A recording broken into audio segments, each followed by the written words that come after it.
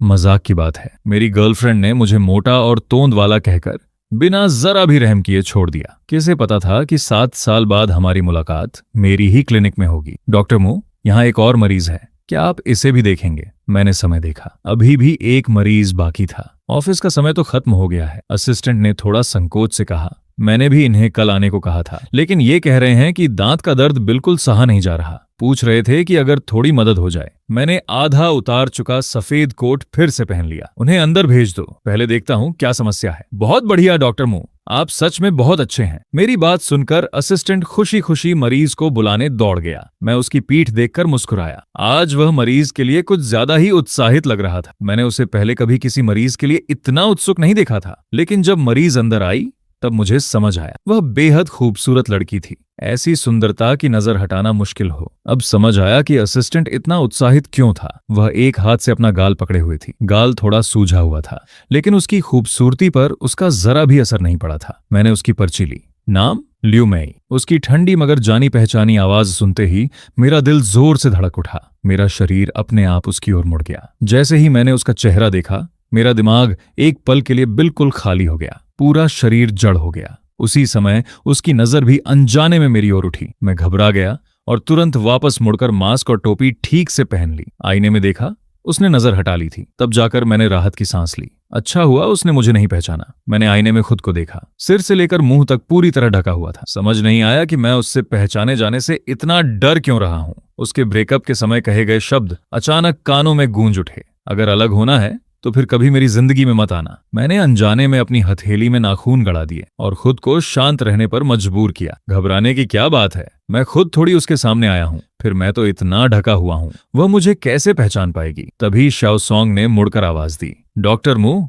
जरा आइए, इनकी हालत में क्या करना होगा। शाओसोंग अभी सिर्फ असिस्टेंट था, उसका अनुभव कम था और इन दिनों वह मेरे साथ सीख रहा था। मैंने खुद को संभाला, मन शांत किया और धीरे धीरे उसके पास गया। ल्यू मेई का पूरा ध्यान अपने दर्द वाले दांत पर था। उसने मेरी तरफ देखा तक नहीं। मैंने औजार उठाया। मुंह खोलिए। मैंने जानबूझकर अपनी आवाज धीमी कर ली, लेकिन फिर भी उसमें हल्की कंपकंपी थी। उसने आज्ञाकारी की तरह मुंह खोल दिया। मैंने सिर्फ एक नजर डाली और औजार नीचे रख दिया। अक्ल दाढ़ में सूजन है। ल्यू मेई ने गाल पकड़े पकड़े धीमी आवाज में पूछा, अब क्या करना होगा। मैंने सूजन की दवा भी खाई, लेकिन कोई फायदा नहीं हुआ। मैंने बिना भाव बदले पूछा, पहले भी ऐसा हुआ है? मुझे तो पहले से ही पता था। कॉलेज के समय भी इसी अक्लदाड़ में सूजन हुई थी। तब दर्द से उसकी हालत खराब हो गई थी और वह मुझे अस्पताल साथ ले गई थी, लेकिन डॉक्टर ने कहा था कि दांत निकालना पड़ेगा। वह किसी भी कीमत पर तैयार नहीं हुई। आखिर में सिर्फ दवा लेकर वापस आ गई। उसे उदास देखकर मैंने दिलासा दिया था, जब मैं दांतों का डॉक्टर बन जाऊंगा तब मैं खुद तुम्हारा दांत निकालूंगा, बिल्कुल दर्द नहीं होगा। उस समय ल्यू मेई ने होंठ सिकोड़ते हुए कहा था, जब तक तुम डॉक्टर बनोगे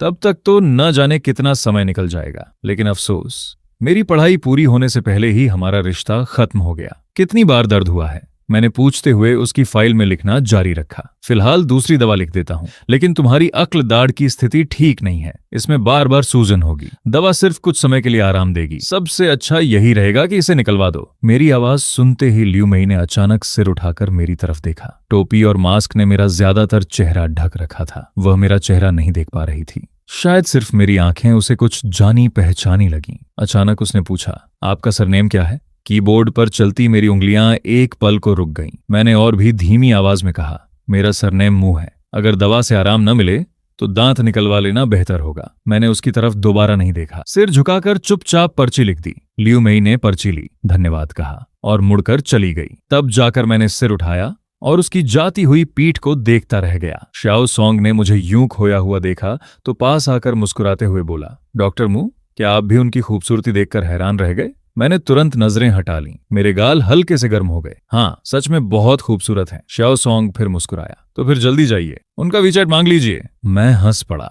मैं इतना भी दीवाना नहीं हूं। यह कहकर मैं उठा, दस्ताने उतारे और हाथ धोने चला गया। शाओसोंग फिर हंसते हुए बोला, हमारे डॉक्टर मू तो मशहूर ठंडे मिजाज वाले हैं। खूबसूरत लड़कियों को देखकर भी कभी घबराते नहीं। मैंने कुछ नहीं कहा। मास्क और टोपी उतारकर चुपचाप आईने में खुद को देखने लगा। आईने में दिखने वाला आदमी 7 साल पहले वाला भोला भाला लड़का नहीं था। अब मैं लंबा, स्मार्ट और आत्मविश्वासी था। 7 साल पहले वाले देहाती लड़के से बिल्कुल अलग। तभी नीचे से तेज हॉर्न की आवाज आई। मैंने खिड़की से बाहर देखा। ल्यू मेई एक रोल्स रॉयस की तरफ जा रही थी। गाड़ी से एक हैंडसम आदमी उतरा। उसके कपड़े सलीकेदार थे और व्यक्तित्व भी बेहद आकर्षक था। वह धीरे धीरे लियू मेई से कुछ कह रहा था। फिर उसने प्यार से उसका गाल पकड़े हाथ को हटाया। उसकी आंखों में सिर्फ चिंता दिखाई दे रही थी। इसके बाद दोनों साथ में गाड़ी में बैठ गए और गाड़ी तेजी से निकल गई। मैं चुपचाप देखता रह गया। शायद वही उसका मौजूदा बॉयफ्रेंड था। वैसे भी इतना शानदार आदमी ही लियू मेई के लायक था। मैंने नजरें हटा ली। चेहरे पर कोई भाव नहीं था। मैंने अपना बैग उठाया और क्लिनिक से निकल गया। गाड़ी के अंदर वह आदमी चिंता से बोला, क्या मैं तुम्हें प्रोफेसर जो के पास फिर से दिखा दूं? लियू मेई ने थोड़ी झुंझलाहट से कहा, क्या दिखाना है? मैं डॉक्टर को दिखा चुकी हूं, बस सामान्य सूजन है।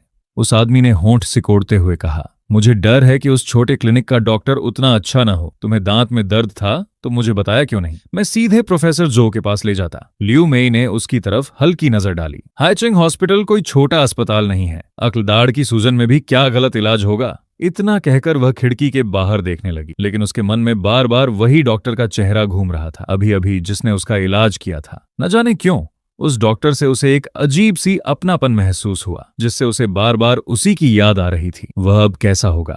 कहाँ होगा? क्या वह सचमुच दांतों का डॉक्टर बन गया? क्या उसकी कोई गर्लफ्रेंड है या फिर उसकी शादी हो चुकी है? लेकिन उसके स्वभाव को देखकर तो शायद कोई उसे पसंद भी न करे। चेहरा तो बुरा नहीं था, लेकिन पहनावा बिल्कुल साधारण था। ऊपर से बहुत कम बोलने वाला। ऐसे इंसान को कौन पसंद करेगा? लेकिन किसने सोचा था कि वही चुप रहने वाला लड़का सबसे पहले उसे ब्रेकअप की बात करेगा? ब्रेकअप का वह दिन याद आते ही लियू मेई के मन में फिर गुस्सा भर गया। इतने साल बीत गए, क्या उसे कभी अपने फैसले पर पछतावा हुआ होगा? तभी उसका फोन बज उठा। उसने स्क्रीन पर देखा। कॉल करने वाला था उनके स्कूल का क्लास मॉनिटर सोंग पैंग। लियू मेई, सुना है तुम वापस देश आ गई हो। इस महीने की 15 तारीख को क्लास रीयूनियन है। कुछ साल पहले तुम विदेश में थी तो ठीक था, लेकिन इस साल तुम्हें जरूर आना होगा। लियू मेई ने न ज्यादा ठंडे न ज्यादा गर्म लहजे में कहा, उस समय देखेंगे। अभी अभी देश लौटी हूँ, बहुत सारे काम हैं। मैं जितना हो सकेगा समय निकालने की कोशिश करूंगी। लियू मेई, तुम्हें जरूर आना होगा। सब लोग तुमसे मिलना चाहते हैं और हमारी क्लास की रियूनियन में हर बार सिर्फ तुम और मूगे ही नहीं आते। क्या तुम दोनों ने चुपचाप पहले से तय कर रखा है? हेलो लियू मेई, क्या तुम सुन रही हो? Hello hello. महिला का शरीर एकदम सख्त हो गया। मोबाइल पकड़े उसकी उंगलियां अनजाने में कस गईं। क्या वह भी कभी क्लास रियूनियन में नहीं आया? हाँ, अफसोस, उससे कभी संपर्क नहीं हो पाया। कॉलेज से ग्रेजुएट होने के बाद तो जैसे वह दुनिया से ही गायब हो गया। कोई भी उसे ढूंढ नहीं पाया। इसके बाद क्लास मॉनिटर ने और क्या कहा, लियू मेई एक शब्द भी नहीं सुन पाई। उसने 2-4 औपचारिक बातें करके फोन काट दिया। होटल लौटकर उसने एक गिलास पानी के साथ दवा निगल ली। फिर बटुए से एक पुरानी पीली पड़ चुकी तस्वीर निकाली। वह हम दोनों की साथ वाली तस्वीर थी। कॉलेज के दूसरे साल की गर्मियों की छुट्टियों में समुद्र किनारे खींची थी। वह पहली बार था जब हम दोनों साथ समुद्र गए थे, लेकिन कॉलेज खुलने के कुछ ही समय बाद मैंने उससे ब्रेकअप कर लिया था। इतने साल बीत गए, क्या उसे ब्रेकअप के समय की हर बात अब भी याद होगी? उस दिन मैंने हमेशा की तरह उसे फोन किया। उस समय वह अक्सर मेरा फोन नहीं उठाती थी। बहाना बनाती कि व्यस्त हूं, और अगर उठा भी लेती तो बहुत कम बोलती। लेकिन वह हमेशा से कम बोलने वाली थी, इसलिए मैंने ज्यादा नहीं सोचा। लियू मेई, तुम तो जल्द ही विदेश जा रही हो ना? मैं लॉन्ग डिस्टेंस रिलेशनशिप बर्दाश्त नहीं कर सकता, इसलिए हम ब्रेकअप कर लेते हैं। मैं सिर्फ 3 साल के लिए विदेश जा रही हूँ। 3 साल बाद वापस आ जाऊंगी और छुट्टियों में भी तुमसे मिलने आती रहूंगी। मेरे लहजे में जरा भी नरमी की गुंजाइश नहीं थी। नहीं, मैं लॉन्ग डिस्टेंस रिलेशनशिप स्वीकार नहीं कर सकता। यहीं सब खत्म करते हैं। आगे से मुझसे संपर्क मत करना। लियू मेई मुझ पर इतना गुस्सा हुई कि उसी समय कड़ी बात कह दी। अगर अलग होना है तो जिंदगी भर मेरे सामने मत आना और कभी मुझसे संपर्क मत करना। लियू मेई बचपन से ही सबकी चहेती थी। उसे चाहने वाले लड़कों की लाइन फ्रांस तक लग सकती थी। उसे यकीन रहा होगा कि एक दिन मुझे जरूर पछतावा होगा। विदेश में बिताए उन वर्षों में लियू मेई ने पढ़ाई के साथ अपना बिजनेस शुरू किया। उसने एक वित्तीय निवेश कंपनी खोली। बहुत ज्यादा काम के कारण उसके पास बेकार की बातें सोचने का समय नहीं था। बिजनेस शुरू करना आसान नहीं था। देखते देखते 7 साल बीत गए। जब कंपनी शेयर बाजार में सूचीबद्ध हो गई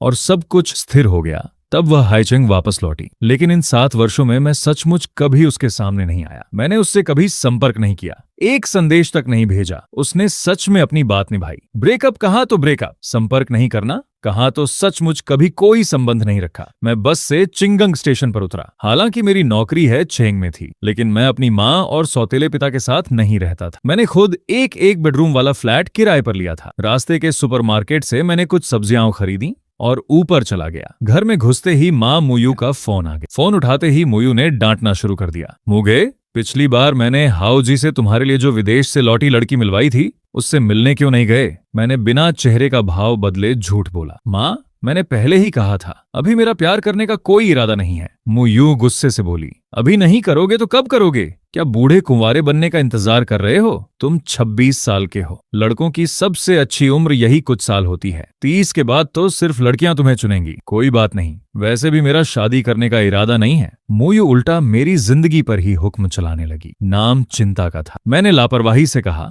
कोई फर्क नहीं पड़ता। बचपन में माँ नहीं थी तब भी जी लिया, अब इतना बड़ा हो गया हूँ, माँ हो या ना हो कोई फर्क नहीं पड़ता। मुँह गे, तुम्हारे पर निकल आए हैं क्या? अब मुझसे बहस करने लगे हो? मैंने तुम्हें नहीं पाला क्या? जो खाते हो पहनते हो क्या सब मैंने नहीं कमाया? तुम्हारा वह मरा हुआ बाप कहाँ है? उसने तुम्हें कभी एक पैसा दिया? मुगे, तुम बिल्कुल एहसान नहीं मानते, बिल्कुल अपने बाप जैसे हो, ठंडे दिल वाले। तुम जैसे इंसान को कोई कभी पसंद नहीं करेगा। मुयू की बातें चाकू की तरह मेरे दिल में उतर गईं। मैं बर्दाश्त नहीं कर पाया और जोर से चिल्लाया, बस करो। फिर मैंने फोन जोर से काट दिया। मैं सोफे पर सिकुड़कर बैठ गया। आंसू चुपचाप बहने लगे। बहुत देर तक रोने के बाद मैं धीरे से उठा, आंसू पोंछे और रसोई में चला गया। अकेले रात का खाना खाने के बाद मैंने मोबाइल उठाया, देखा जियांग चाओ ने कई वॉइस मैसेज भेजे थे। जियांग चाओ मेरे सौतेले भाई थे, मुझसे सिर्फ कुछ महीने छोटे। हम दोनों हाईचिंग नंबर 1 हाई स्कूल में पढ़ते थे, लेकिन अलग अलग क्लास में। शुरुआत में हमारे संबंध अच्छे नहीं थे। जियांग चाओ हमेशा मुझे तिरछी नजरों से देखता था, लेकिन 7 साल पहले जब मैं अवसाद में चला गया था, उसी ने मुझे उस अंधेरे दौर से बाहर निकाला। तभी मुझे पता चला कि वह सिर्फ ऊपर से कठोर था, दिल का बहुत अच्छा था। मैंने एक एक करके उसके वॉइस मैसेज सुने।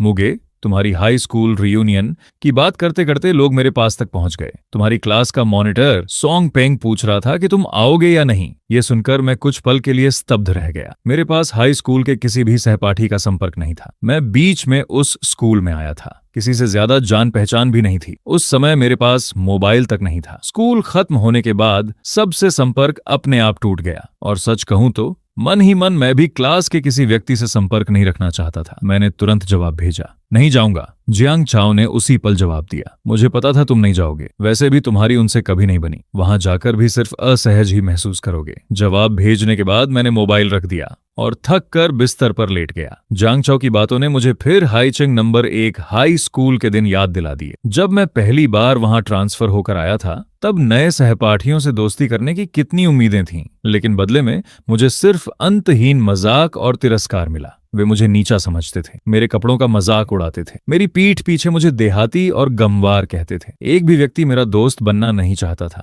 लेकिन लियू मेई बिल्कुल उलट थी। वह जहां भी जाती भीड़ में सबसे चमकता हुआ सितारा बन जाती। इसीलिए जब मेरे और लियू मेई के अफेयर की अफवाह फैली तो पूरे स्कूल में हंगामा मच गया। यहां तक कि जियांग चाओ ने भी कहा था, लियू मेई की आंखें खराब हो गई हैं क्या? इतने हैंडसम लड़कों को छोड़कर आखिर तुम्हें ही क्यों पसंद किया? मैंने मासूमियत से सोचा था कि लियू मेई सबसे अलग है, सिर्फ वही मेरे अंदर की चमक देख सकती है, लेकिन हकीकत ने मुझे जोरदार तमाचा मारा। लियू मेई, तुमने भी हद कर दी। इतना बदसूरत आदमी, तुम उसे चूम कैसे सकती हो? तभी लियू मेई की लापरवाह आवाज सुनाई दी, बस शांति चाहिए थी। इसलिए इतने साल बीत जाने के बाद भी जब भी मुझे वह दृश्य याद आता है, मेरा दिल अब भी दर्द से भर जाता है। आज मेरे पास एक अच्छी नौकरी है, नया और सलीकेदार हेयर स्टाइल है, और मैंने खुद को संवारना भी सीख लिया है। मैं अब पहले वाला नहीं रहा। सहकर्मियों के साथ भी मेरे संबंध काफी अच्छे हैं। हीन भावना उसकी रग रग में बसी हुई थी, जो कभी नहीं बदली। सुबह मैं अभी अभी अस्पताल पहुंचा ही था कि संक्रमण नियंत्रण विभाग से फोन आ गया। मोगे, इस तिमाही का संक्रमण नियंत्रण का डेटा तैयार हुआ या नहीं? लिख लिया हो तो जल्दी मुझे भेज दो। माफ कीजिए, इन दिनों बहुत व्यस्त था। मैं जितनी जल्दी हो सके समय निकालकर लिख दूंगा। मुझे फर्क नहीं पड़ता कि तुम कितने व्यस्त हो, ये तुम्हारा काम है।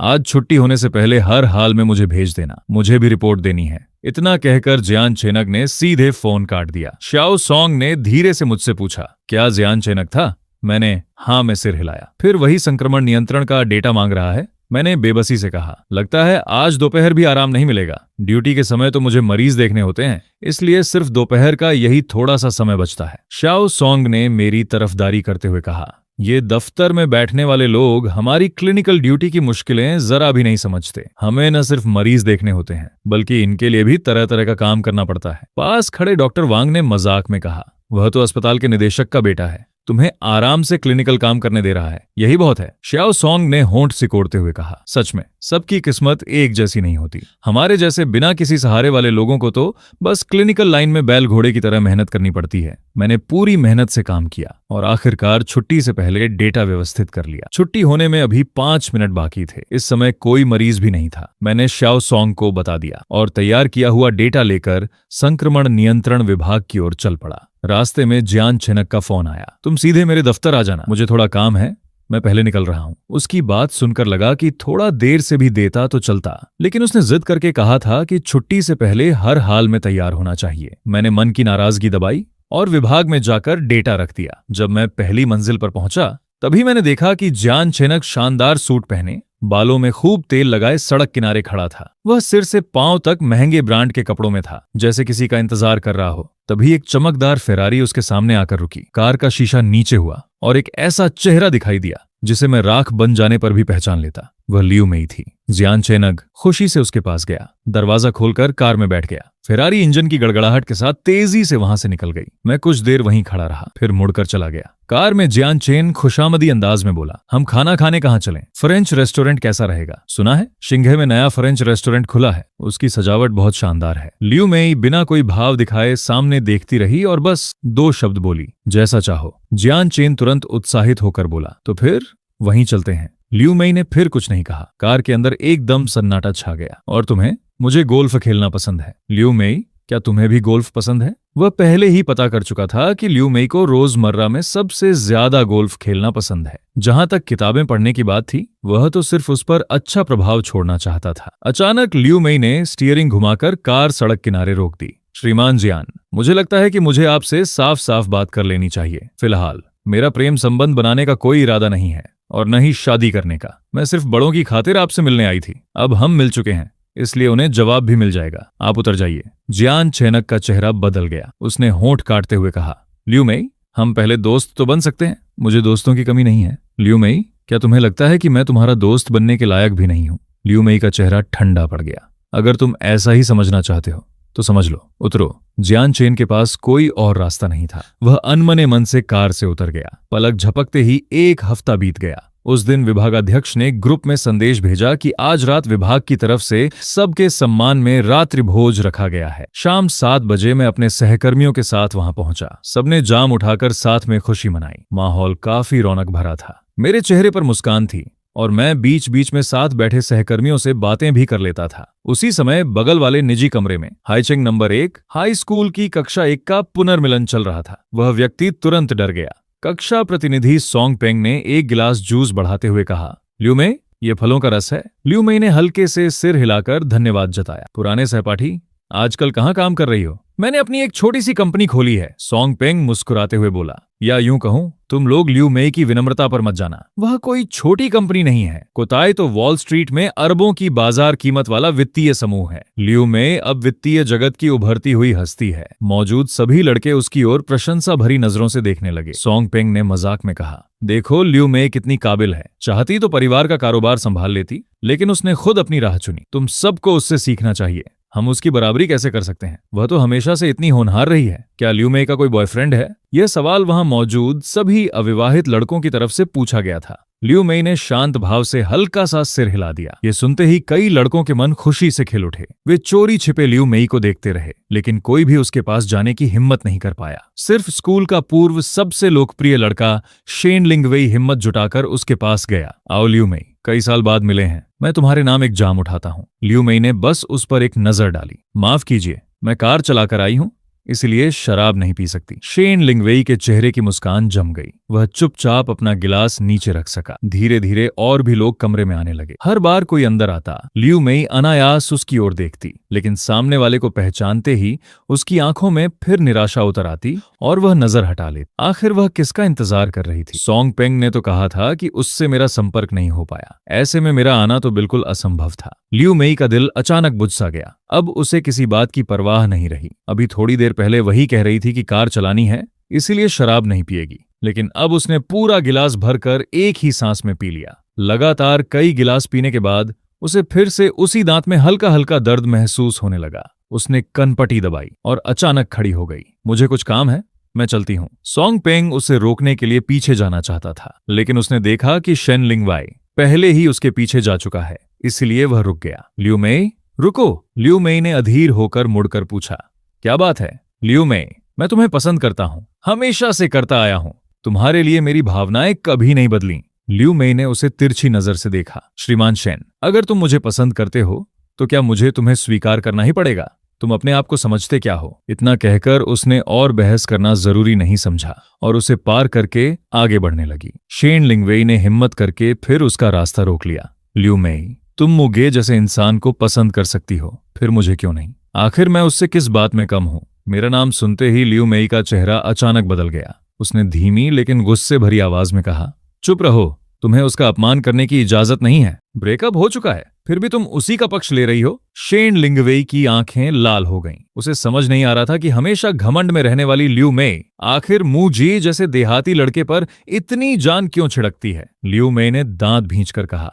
मुझे वही पसंद है, मेरे लिए तुम उसकी एक बाल की बराबरी भी नहीं कर सकती। शेन लिंगवेई पूरी तरह टूट गई। उसने सुना था कि उस समय मूगे को छोड़ दिया गया था, लेकिन उसने कभी नहीं सोचा था कि लियू मेई आज तक उसे भूल नहीं पाई है। गुस्से में आकर उसने एक चौंकाने वाली बात कह दी, बिल्कुल, मैं उसकी बराबरी नहीं कर सकती, क्योंकि वह पूरी तरह पागल है। उसे सिजोफ्रेनिया था। चुप हो जाओ, लियू मेई गुस्से से चिल्लाई, लेकिन शेन लिंगवेई ठंडी हंसी हंसते हुए बोली, तुम्हें लगता है मैं झूठ बोल रही हूँ? 7 साल पहले हाइचेंग 3rd हॉस्पिटल में मू गी ने सबके सामने अपने कपड़े उतार दिए थे। वह कई महीनों तक अस्पताल में भर्ती रही और आधा साल पढ़ाई भी छोड़नी पड़ी। ऊपर से लियू मेई बिल्कुल शांत दिख रही थी, लेकिन उसके दिल में तूफान उठ चुका था। तो वह बीमार थी, इसीलिए उस समय कोई भी उसे ढूंढ नहीं पाया। आखिर उसके पास कौन सी ऐसी मजबूरी थी? उसके दिमाग में पूरी तरह उथल पुथल मच गई। वह अचानक उठी और बाहर की ओर चल दी। तभी जोर की टक्कर हुई। वह सामने से आ रहे एक आदमी से टकरा गई। माफ कीजिए। लियू मेई सिर झुकाए तेजी से वहां से निकल गई।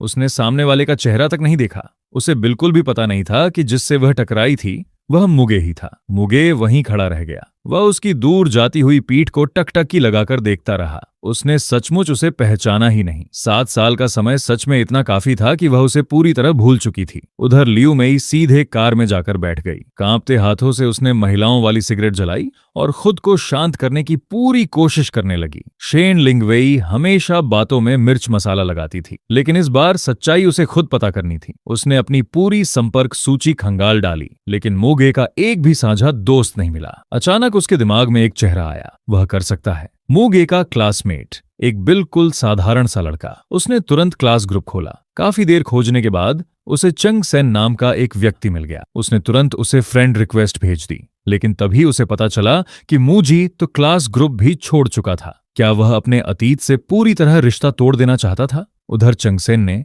अभी तक उसकी फ्रेंड रिक्वेस्ट स्वीकार नहीं की थी। लियू में बेचैन थी, लेकिन उसके पास पहले घर लौटने के अलावा कोई रास्ता नहीं था। जैसे ही उसने घर का दरवाजा खोला, उसके माता पिता 4 साल की पोती लियूमू के साथ खेल रहे थे। लेकिन सामने का यह गर्मजोशी भरा दृश्य भी उसके दिल की ठंडक को जरा भी कम नहीं कर पाया। उसके दिमाग में बस एक ही बात घूम रही थी, सिजोफ्रेनिया। छोटी लियूमू तुरंत अपनी नन्ही टांगों से दौड़कर उसके पास आई और गोद में लेने की जिद करने लगी। लियू मेई ने जबरदस्ती उसके सिर पर हाथ फेरा। अच्छी बच्ची बनो, दादा दादी के साथ खेलो, बुआ थोड़ी थक गई है। पोती का उदास चेहरा देखकर बूढ़े मिस्टर लियू का चेहरा सख्त हो गया, लेकिन मिसेस लियू तुरंत बीच में आ गईं और अपनी लाडली बेटी का पक्ष लेने लगीं। आखिरकार लियू परिवार बहुत अमीर था। उसका बड़ा भाई लियूसी उससे पूरे 12 साल बड़ा था। पूरा परिवार उसे सिर आंखों पर रखता था। इसी लाड प्यार ने उसे एक जिद्दी और शरारती लड़की बना दिया था। मारपीट करना, क्लास बंक करना, छिपकर गेम खेलना। हाई स्कूल पहुंचने के बाद उसने सिगरेट पीना भी सीख लिया था। इनमें से कोई भी काम उसने छोड़ा नहीं था। हर बार जब वह मुसीबत में फंसती, अगर मिसेस लियू और उसका भाई पहले से खबर न कर देते तो मिस्टर लियू की मार से वह बच नहीं पाती। लेकिन यह शरारती लड़की पढ़ाई में कभी किसी को निराश नहीं करती थी। क्लास में लापरवाह रहती, किताबें भी बस यूं ही पलट लेती, फिर भी हमेशा नतीजों में सबसे ऊपर रहती। यही थी लियू में, लियू परिवार की सबसे प्यारी बेटी। उसका स्वभाव आज भी वैसा ही था। 7 साल पहले पिता ने उसे बस 2 बातें डांट दी थीं और वह घर छोड़कर चली गई थी। किसने सोचा था कि वापस आने पर वह सिर्फ दोहरी डिग्री ही नहीं लेकर आएगी, बल्कि एक वित्तीय कंपनी की खूबसूरत महिला सीईओ भी बन जाएगी। लेकिन उसकी ये शानदार उपलब्धियां भी मिस्टर लियू की नजर में शादी के रिश्ते से बढ़कर नहीं थीं। उन्होंने बड़े उत्साह से उसके लिए बराबर हैसियत वाले यंग मास्टर जियान का रिश्ता तय किया। लेकिन लियू मई ने न सिर्फ साफ मना कर दिया बल्कि यह भी कह दिया, मैं उसके लायक नहीं हूं, तुम्हें उसे मना करने का क्या हक है। मिस्टर लियू गुस्से से कांप उठे। वह तेजी से अपनी बेटी के सामने पहुंचे। उन्हें उसके शरीर से आती सिगरेट